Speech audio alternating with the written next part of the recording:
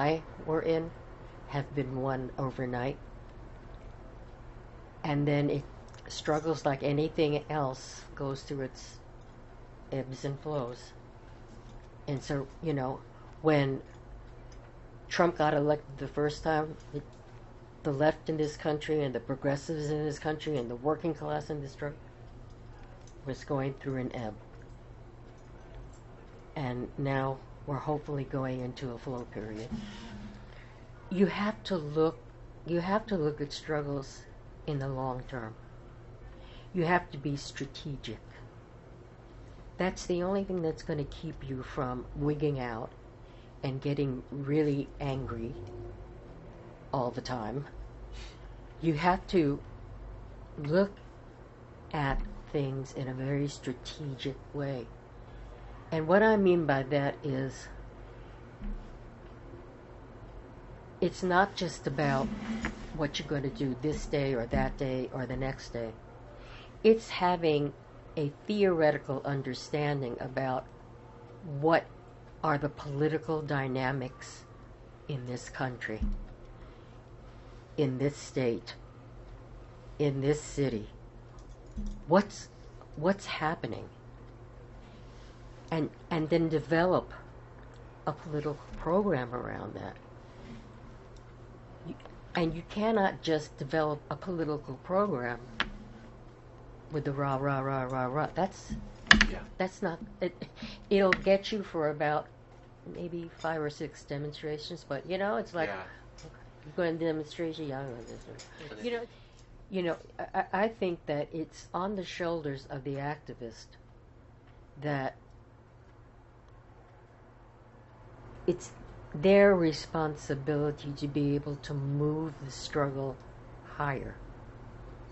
And if you do not know the history of that struggle,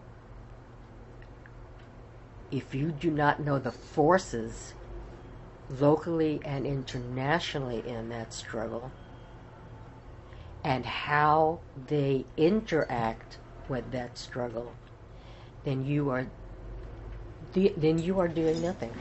Yeah. You're not doing anything. The other thing also is that around class stuff.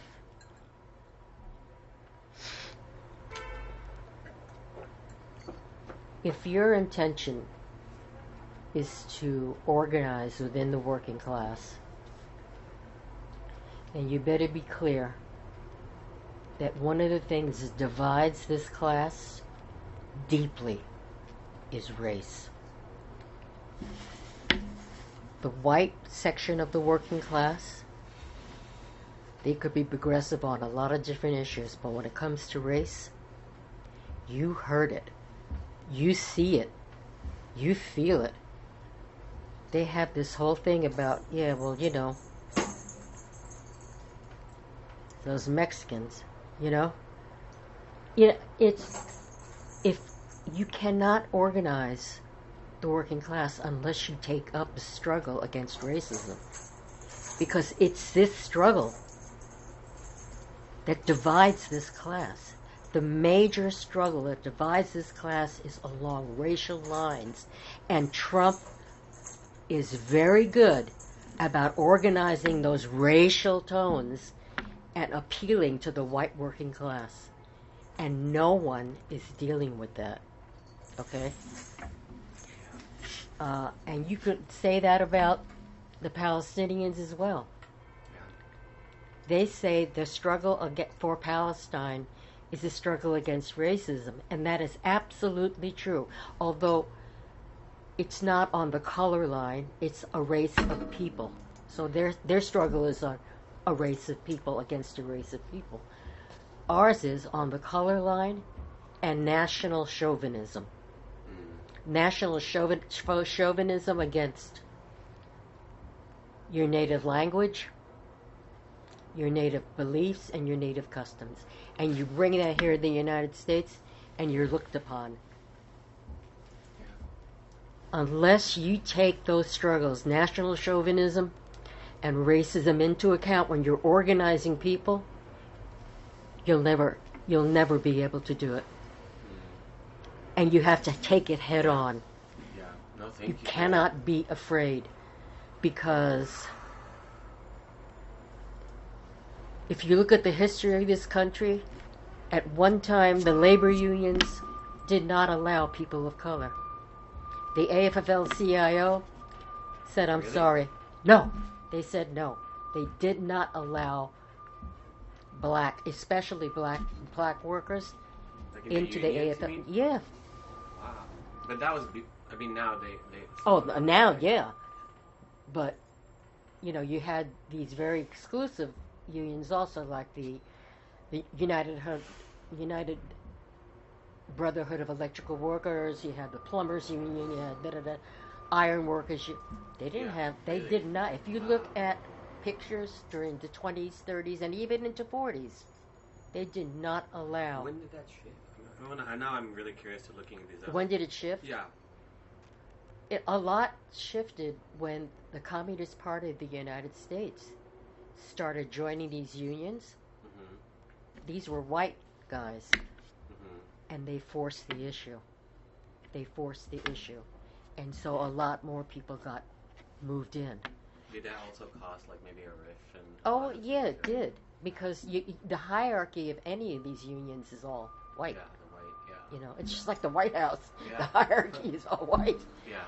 But yeah. you cannot organize in this country unless you talk about racism. Yeah. You really can't. Going back on this topic of racism, when I was a young kid in New York, one summer, a bunch of us, I was the only non-black in this group.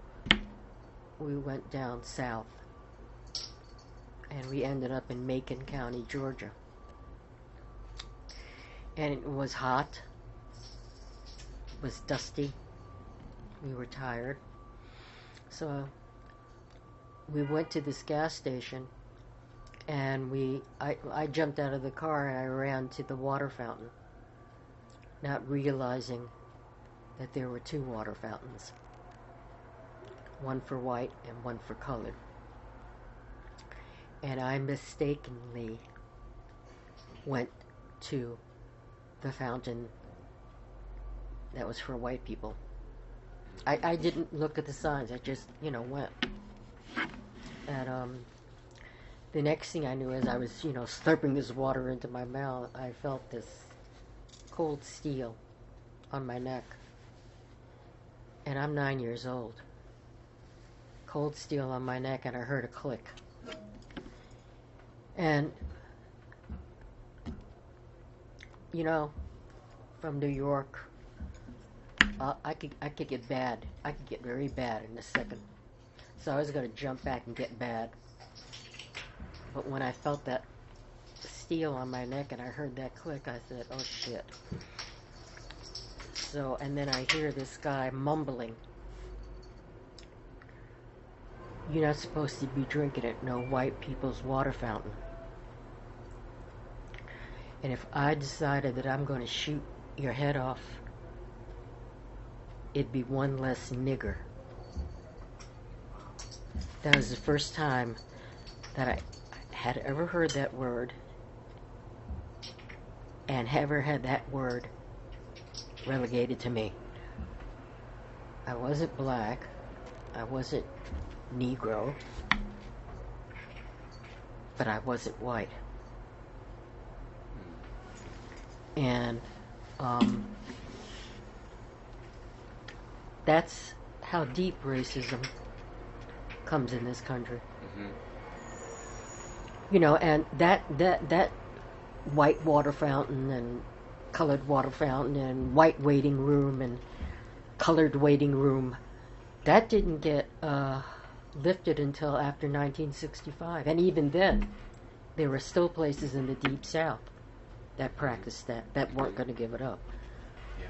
But, it was like, I was not, I might have thought black, but I wasn't black. Mm-hmm. And he called me that.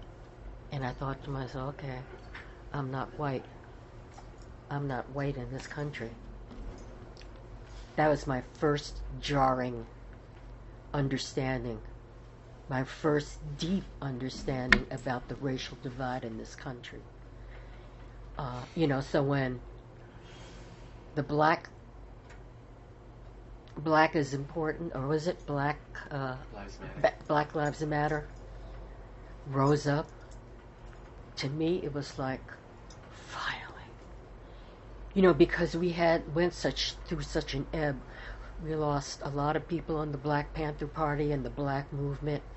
The civil rights movement was already on the wane, and finally, a nucleus springs up with Black Lives Matter and opens the whole question of racism in this country. Not just with us and the police, but with every single institution, every single entity in the United States. It exposes it for what it is. Mm-hmm.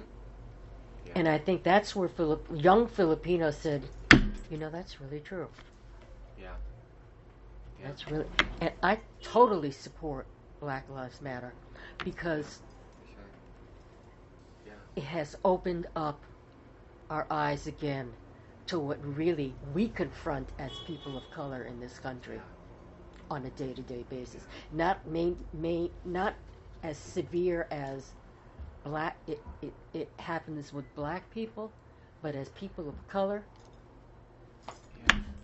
He's ready to fucking blow my head off. I was 9 years old. That must be really traumatizing. I'm sorry to hear that happened to you as a young child. It sounded very, traumatizing. Just listening to you even share that, I